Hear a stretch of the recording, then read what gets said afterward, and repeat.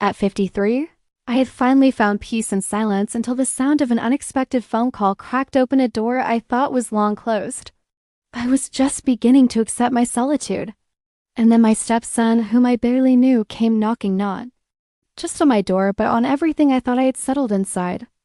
I was 53, had recently retired from a long career as a teacher, and lived in a quaint house on the outskirts off town. My life had become kinder and more serene. I had found solace in a patterned bed, had been constant for 7 years following my husband's death, reading, gardening, and occasionally going out with a small circle of close friends. The house had grown quiet, and although amidst company I had come to terms with my lot in life, I enjoyed the simplicity. But one day when I received a call from me stepson Richard, my life took an unexpected turn. Richard was 26 years old, fresh out of college, and trying to establish himself in the competitive field of graphic design, was unable to find long-term work, which made it difficult for him to pay his rent, but he wanted to build a career in the city. I hadn't heard from Richard Ino while he hadn't kept in touch since his father's passing, and we had never been close. There was always a formality involved, even if our connection was positive. When he called, he sounded uncertain, as if he wasn't sure how to express himself. He continued,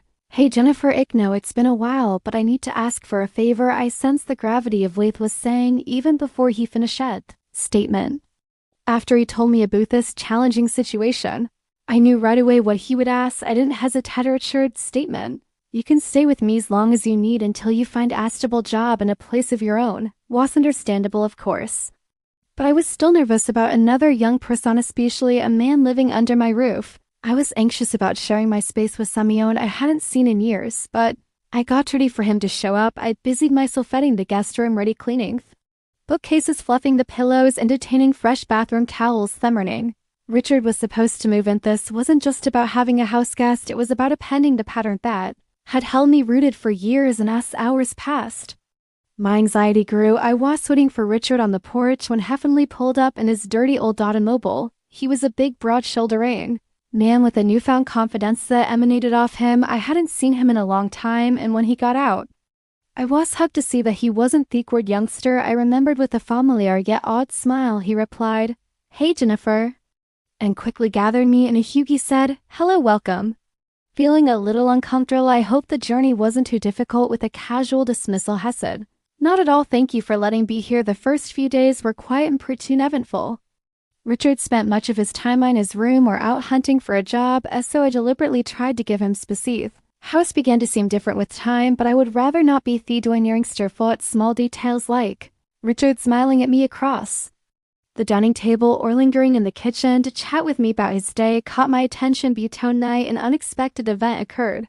I had gone to bed early as usual, and it was late when I heard my bedroom door squeak faintly and groggy. The house was motionless and silent. I turned to see Richard standing in the doorway. "Is everything okay?" I said, my voice thickened with sleep. "Richard," he stepped farther into the room, his massive frame silhouette against the dim hallway light. His posture had shifted, and I had never seen him so exposed. "I couldn't sleep," he muttered softly. I went to the bed and sat up, rubbing my eyes to try to shake off the grogginess. "Is anything wrong?" He hesitated a bit, then sat on the side off the bed. I could feel the mattress buckling under his weight, and there was an odd tension between us. With a sigh, "I'm not sure. I guess I'm a little perplexed." Even though he seemed confident, there was something raw about this voice that moved me.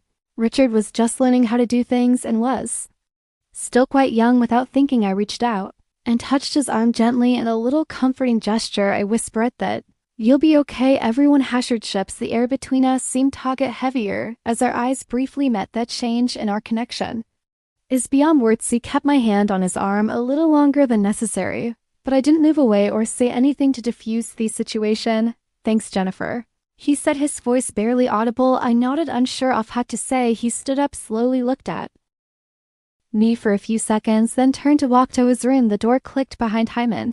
I lay back down, my heart racing. I didn't know how to make sense of what we had just gone through together. Was exaggerating, or had things really changed between us? Everything seemed to go normal the next morning. Even though Richard was being himself over breakfast, discussing his weekend plans and job search, I couldn't get the feeling that something had changed. Every time we went in the hallway, his hand would always take mine, or he would look at me longer than necessary. These incidents, albeit mild, made me question what was happening us. The days stretched into weeks.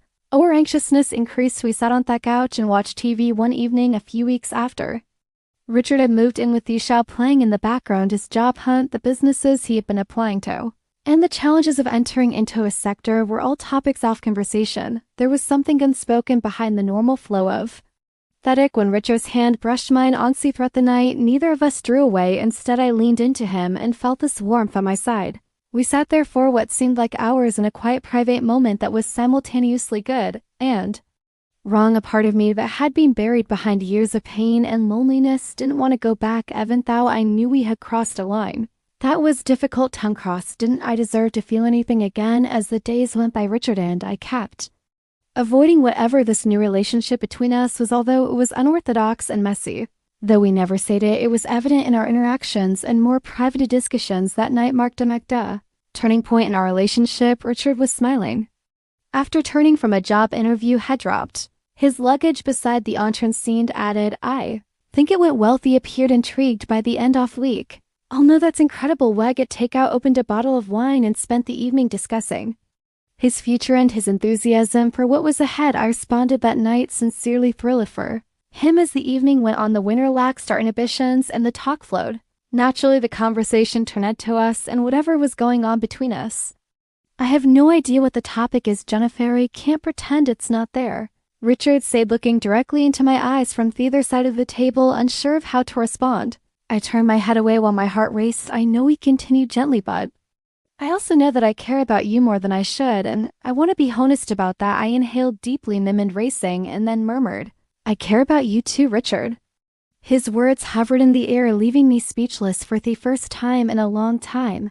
"But here, well, we can't rush this. We need to be careful," he remarked, nodding with a relieved expression. Richard and I worked out this delicate balance over the course of the following several weeks, learning how to move with caution to uphold the limits we had established, while simultaneously appreciating the connection we had discovered. Despite the difficulties, we were able to make it work. I appreciate you watching, and I'll see you soon.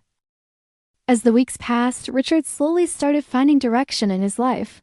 He secured a few freelance projects, built new connections, and began applying himself with greater focus and discipline. Living under one roof gave us a rare chance to reconnect, not just as stepmother and stepson, but as two individuals healing from loss in different ways.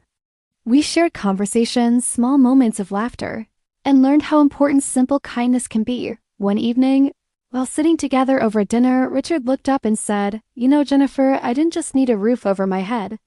I needed guidance. I'm really thankful you were here." I smiled, feeling a quiet warmth inside. "And I'm glad you came," I replied. "Sometimes we find family again in ways we never expect." Richard eventually moved out to pursue his career, but our bond remained. He visited often, called regularly, and for the first time in years, the house no longer felt empty.